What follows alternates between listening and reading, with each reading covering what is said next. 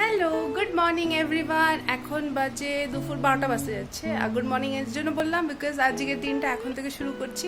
তো সবাই কেমন আছেন? আমি খুব খুব খুব ভালো আছি, আর আশা করছি সকলে ভালো আছেন, সুস্থ আছেন আর বাড়িতে আছেন। আজকে আমাদের জন্য একটু স্পেশাল দিন। কেন কি আমি পরে লাস্টে বলবো আজকে। সো আমরা আজকে সবাই বাইরে লাঞ্চ করতে যাচ্ছি, একটু ঘুরু ঘুরু করতে যাচ্ছি। আর আমি অলমোস্ট রেডি হয়ে গেছি, আর আমার হাজব্যান্ড আর শাশুড়ি রেডি হচ্ছে। সো এরপরে আমরা বেরিয়ে পড়বো। সো ফলো আস। সো বন্ধুরা, এবার আমরা বেরিয়ে পড়বো আর যাব একটা জায়গায় যেখানে আমরা কোনোদিন যাইনি। সো দেখা হচ্ছে। হাতে নিয়ে নিয়েছি একটা বড় স্যানিটাইজার, কেন কি নিজেকে প্রোটেকশনে রাখা খুব দরকার। আর নিজেরা ভালো থাকলেই সকলকে নিয়ে ভালো থাকতে পারবো আমরা, তাই না বন্ধুরা?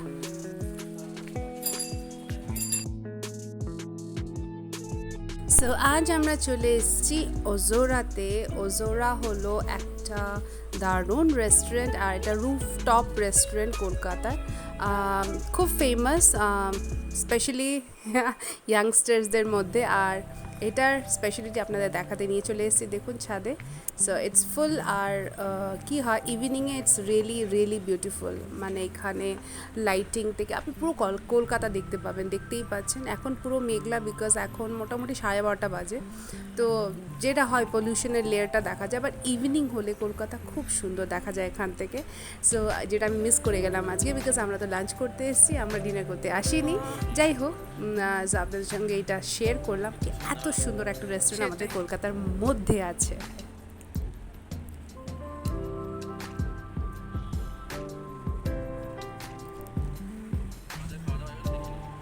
হ্যাঁ, ভাবলাম আপনাদের দেখাতে দেখাতে আমিও একটু দেখে নিই, কিন্তু এত সুন্দর জায়গাটা। আর আমি জাস্ট ইম্যাজিন করতে পারছি না ইভিনিংয়ে এটা কত সুন্দর দেখাবে। মনটা ভীষণভাবে ভালো হয়ে যাচ্ছে এখানটায় এসে। মানে একদম মনে হচ্ছে আকাশের উপরে আমি দাঁড়িয়ে আছি। বাবা, তুমি একটু দিকে তাকাও। হ্যাঁ, একটু স্মাইল করলে না ভালো লাগে।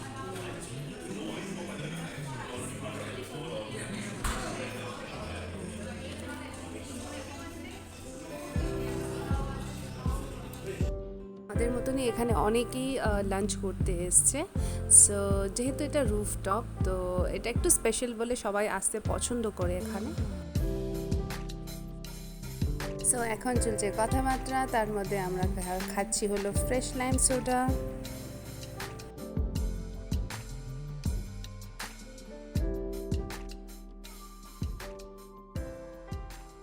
তো বন্ধুরা, আমি আর মা আর আমার শাশুড়ি সব আমরা রুফটপটা একটু দেখছি। তো এখন অনেকটাই রোদ, তো বাইরে খাওয়া যাবে না, আমরা ভেতরেই বসেছি। যাই হোক, আর এই পাঁচটা বিল্ডিংসগুলো দেখুন, ছোট্ট ছোট ছোট ছোট ম্যাচ বক্সের মতো।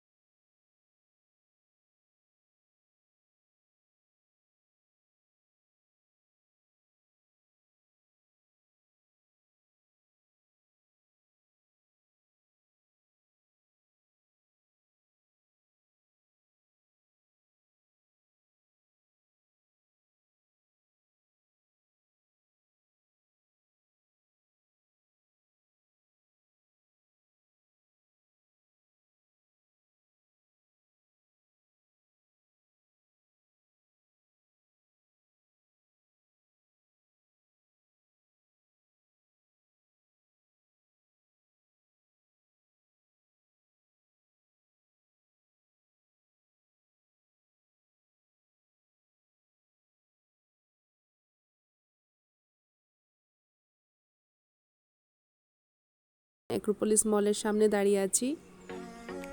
বাবা, বাইকেরও একটা নাম।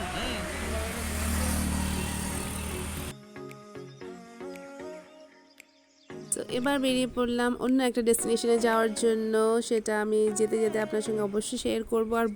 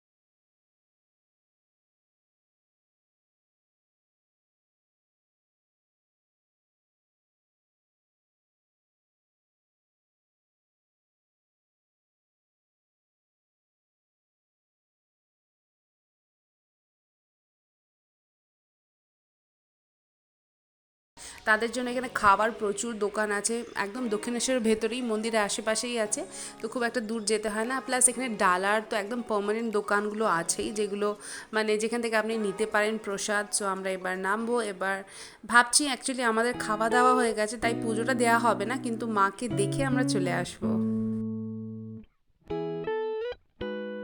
আর এটা একটা এরকম জায়গা যেখানে আসলে মনটা দারুণ শান্তি পায়।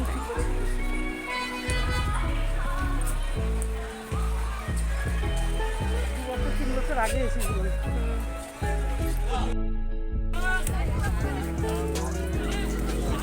অনেক হনুমান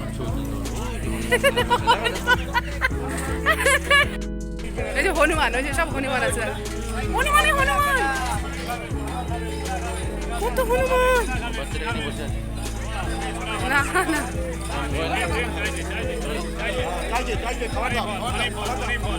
ওই বাবা রে, আমার তার বেশি দূরে যেও না,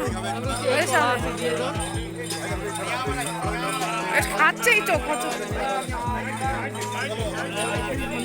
সবাই খেতে দেয়। তো হনুমানরা এখানে প্লেন্টি অফ ফুড আছে, ওদের জন্য কোনো অসুবিধা নেই।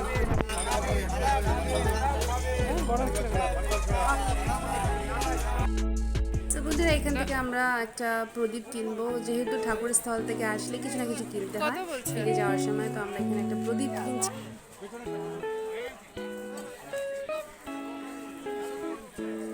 কম করো না, না এত দাম নাকি, লেখা তো ডাবল দাম। যা মেয়েদের হ্যাবিট, আমি বার্গেন করলাম ওখানে, যেটা আমাদের স্বভাব আর কি, মেয়েরা আমরা এটার জন্য বিখ্যাত, তাই না? আর এখানে আছে স্বামী বিবেকানন্দ স্ট্যাচু। আর এখান থেকে সোজা চলে গেলেই ডান দিকে আমরা রানী রাসমণির মন্দির দেখতে পাবো। আর বাঁ দিকে আপনারা দেখতেই পাচ্ছেন মা কালীর মন্দির। খুব জাগ্রত মা, খুব জাগ্রত। শুনেছি রামকৃষ্ণ ঠাকুরের হাত থেকে উনি খেতেন এই মন্দিরে। চিন্তা করতে পারছেন না না, তাহলে তো ডালাই নিতাম ছোট ফুটো। ওই যে নমস্কার করে না ঠাকুরকে, ওই যে মন্দির। হ্যাঁ শ্বাস ফেলি হ্যাঁ, তুই লাগিয়েছিস? আমি লাগানো আছে। বন্ধুরা, এটা হলো মা রানী রাসমণির মন্দির। আর বাঁদিকে হলো এন্ট্রেন্স, তার পাশে হলো রামকৃষ্ণ ঠাকুর আর শারদা মায়ের থাকার জায়গাটা, রুমটা। ওখানে ওনার বিছানা সব কিছু আছে।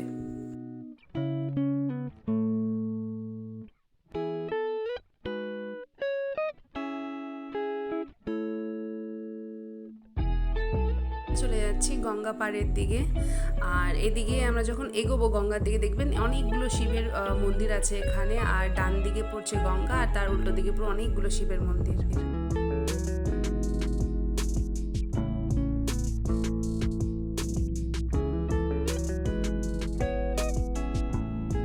এখানটা আসতে সত্যি খুব খুব খুব ভালো লাগে।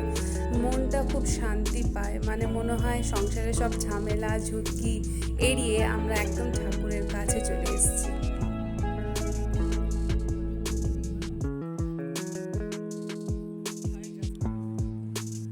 আর এইটা হলো গঙ্গার ঘাট। এখানে সবাই আসে ঠাকুরের, মানে পুজো করার পরও আসে অনেকে। ওই দিক থেকে গঙ্গা পার করে ফেরি করে এখানে এসে নেমে এখান থেকেও ঢোকে। সো এটা খুব স্পেশাল জায়গা। এখানে অনেক লোকরা বসে থাকে অনেকক্ষণ মনে শান্তি পাওয়ার জন্য।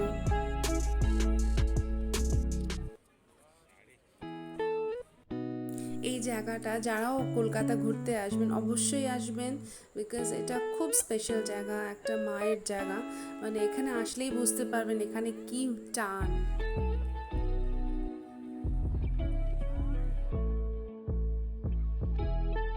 বন্ধুরা, এবার আমরা এখান থেকে চলে যাচ্ছি।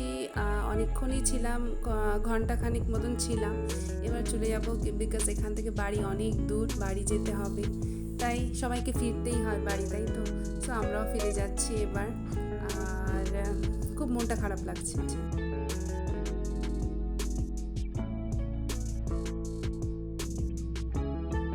আসার সময় যতটা এন্থু থাকে, যাওয়ার সময় একদম থাকে না। তখন মনে হয় থেকে যায়, কিন্তু থাকবোটা কোথায়, এটা তো আমার বাড়ি নয়। সো আর থাকা যায় না। আবার দেখিয়ে দিলাম রানী রাসমণির মন্দির। আর এবার ফিরে যাচ্ছি বন্ধুরা। মনটা একটু ভারী ভারী লাগছে। আর দিনটা খুব ভালো ঠাকুরের আশীর্বাদে কাটলো, আপনাদের আশীর্বাদে কাটলো। আর এই যে মায়ের মন্দির দেখা যাচ্ছে, অন্ধকার হয়ে এসছে, 5:30 বাজে। সো আজকের মতন এখানেই ব্লগটা শেষ করছি। খুব তাড়াতাড়ি ফিরবো আরেকটা নতুন ব্লগ নিয়ে। টিল দেন ভালো থাকবেন, সুস্থ থাকবেন, সকলকে নিয়ে হাসি খুশি থাকবেন। আর ঠাকুর যেন সকলকে খুব ভালো রাখে, সুস্থ রাখে, হাসি খুশি রাখে। আসি, টাটা, বাই বাই।